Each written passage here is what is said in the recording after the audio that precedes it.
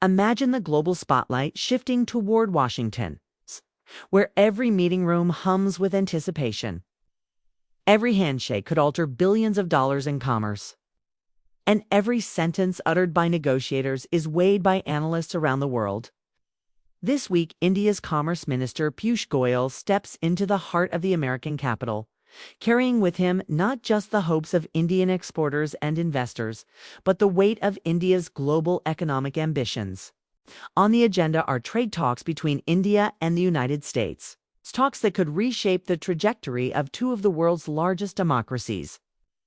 Tonight, we explore the real stakes of this visit, the opportunities and risks, and the hidden pressures that could define not just bilateral trade, but the future of geopolitics itself.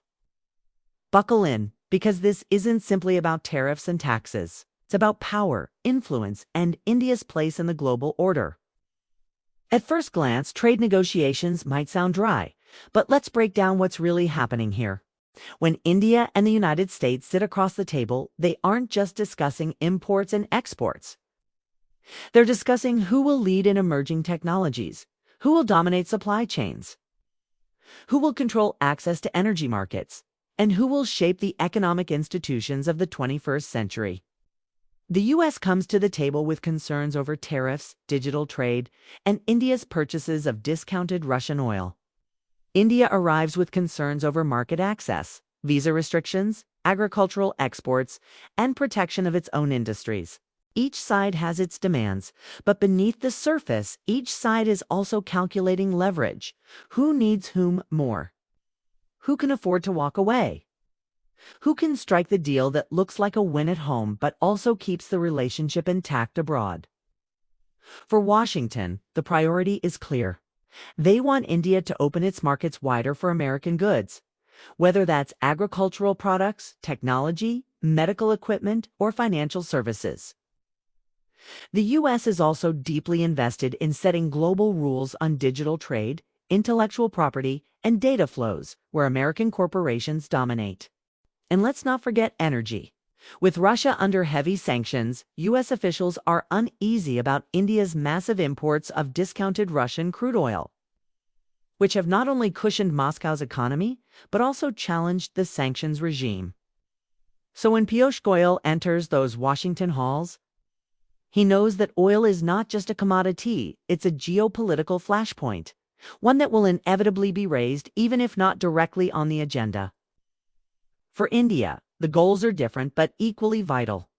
Delhi wants restoration of trade benefits under the U.S. Generalized System of Preferences, a scheme that previously allowed duty-free exports for billions of dollars worth of Indian goods.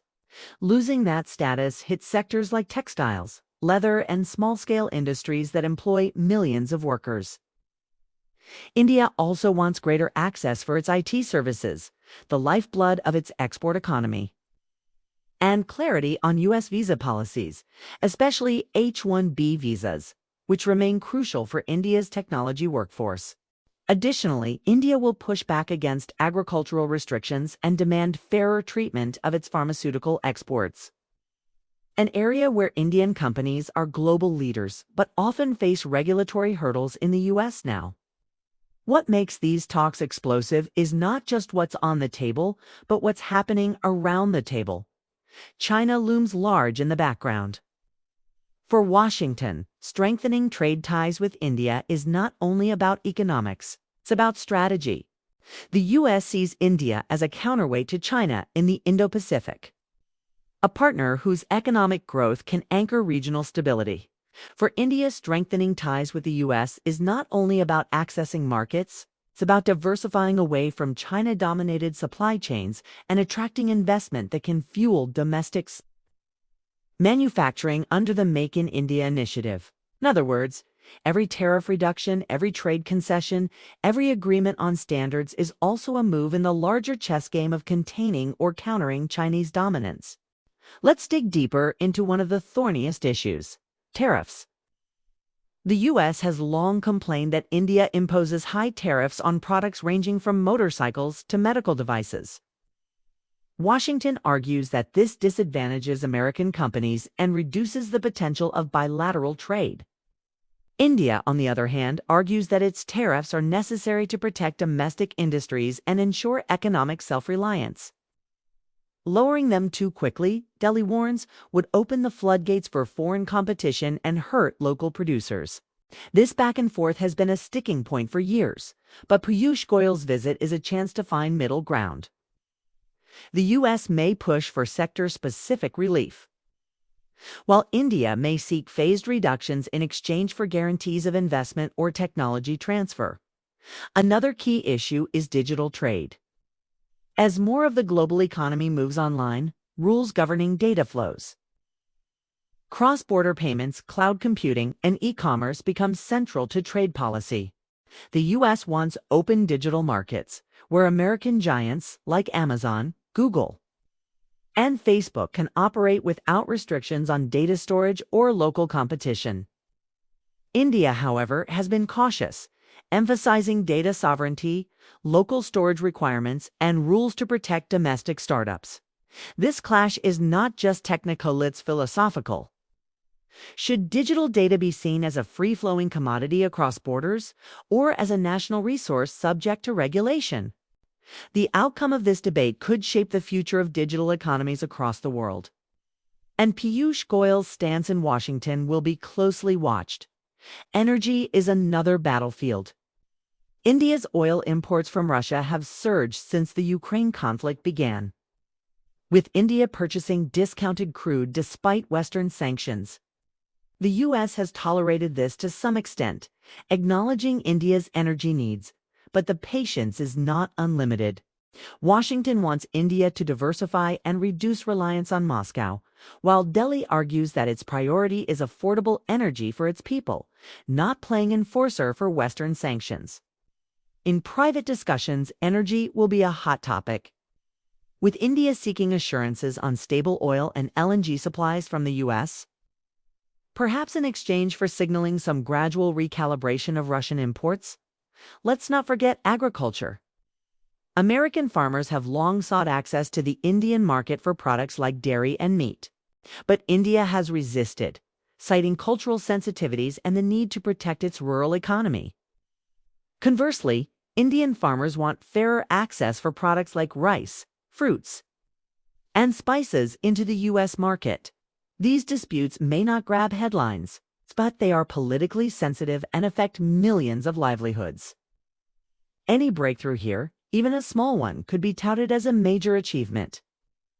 So, what does all this mean for ordinary Indians and Americans? For Indian exporters, a successful negotiation could mean lower tariffs, bigger markets, and more jobs. For Indian IT professionals, it could mean more certainty around visas and work opportunities. For American businesses, it could mean greater access to one of the fastest-growing markets in the world. For American consumers, it could mean more affordable imports and deeper economic ties with a trusted partner. But the flip side is equally real. If talks collapse, tariffs could rise, disputes could escalate, and the trust deficit could widen. Now, think about the optics. Piyush Goyal's visit is not just about substance, but also about signaling. The images of him walking into U.S. government buildings, the sound bites about shared democratic values, the handshakes with American trade officials. These are messages to multiple audiences. To Indian businesses, the message is, "We are fighting for you abroad." To the U.S. government, the message is, "India is ready to engage seriously." To China, the message is, "India has options." To Russia, the message is, "We are balancing, not abandoning." And to the global market, the message is, "India is a player you cannot ignore." Of course, no speech about trade talks would be complete without discussing domestic politics. In India, the government must sell any outcome as a win for national interests, especially as elections loom in the coming years. No leader can be seen as giving in to American pressure. In the U.S., the administration must sell any deal as a win for American jobs and industries. Neither side wants to appear weak. This creates a paradox. The best deals are often those where both sides can declare victory, even if compromises were made behind closed doors. Watch carefully how the are worded. Every phrase will be crafted to allow both sides to spin the outcome positively. Now let's zoom out. What do these talks mean for the global order? In a time when globalization is under strain, when supply chains are being rewired, when protectionism is rising, an India's trade breakthrough would send a powerful signal that democracies can still deliver cooperation. It would show that the world's largest and oldest democracies can find common ground even amid differences. On the other hand, if talks stall, it will reinforce the narrative that the global trading system is broken, that bilateral frictions are inevitable, and that protectionism is the new normal. The stakes, therefore, are not small. They are immense. Piyush Goyal's visit to Washington could mark the beginning of a new chapter in India's economic relations. Or it could expose the fault lines that remain unresolved. The outcome will ripple across markets, influence foreign policy, and shape how both nations are perceived on the world stage. For India, success could mean faster growth, stronger global standing, and greater leverage with other partners. For the U.S., success could mean a reliable partner in Asia, diversified supply chains, and a boost to its credibility in supporting democratic allies. As we close this deep dive, let's reflect on the bigger question. Is this just another round of trade negotiations, or is it something more? In many ways, it is both. On the surface, it's about tariffs, visas, agriculture, and oil. But beneath the surface, it's about trust, alignment, and the future architecture of global trade. If India and the U.S. can overcome their differences, they can set the tone for cooperation in an era where multilateral systems are faltering. If they fail, they risk ceding ground to others who are ready to write the rules instead. So as Minister Piyush Goyal takes his seat across from us negotiators, remember that he's not just representing India as exporters, he's representing India as aspiration to be a rule maker, not a rule taker in the global economy. Every concession, every agreement, every compromise will echo beyond those closed doors. The stakes are high, the world is watching, and history is waiting to be written. And for all of us, from entrepreneurs to workers, from students to policymakers, the outcome of these talks will shape not just the next quarter's trade numbers, but the very direction of the India-US relationship in the 21st century.